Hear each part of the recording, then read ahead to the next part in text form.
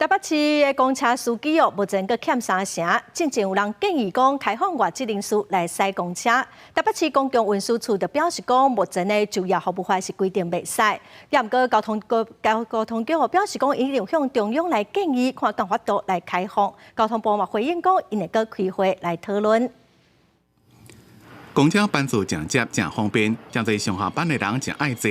不过面代讲，台北市公车面临着欠驾驶的情形。本来需要驾驶5262回，不过实际请日敢若3698人，人力欠扣是3成。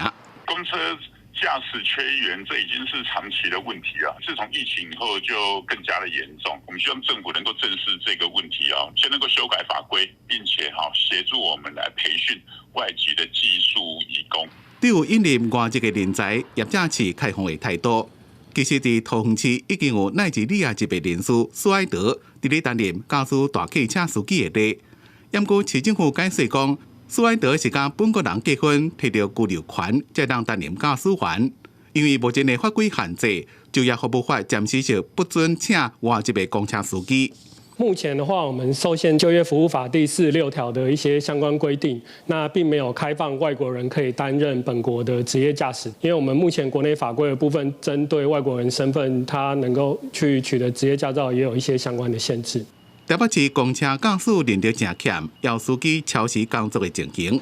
交通局表示，去年底已经研拟底中长期的改善对策，并且向中央提报准备要开放外籍人士做司机。希望能解决欠人的问题。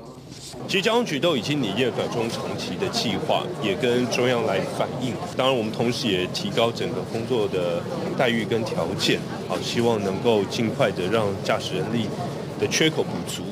公车处也进一步表示，市政府自2020年10月开始，增加驾驶赛车时间的查核频率。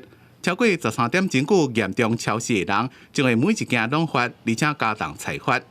去年超时裁罚的件数比2020年减少45%。在公车评鉴时阵，也会加驾驶超时纳入扣分的机制。记者综合报道。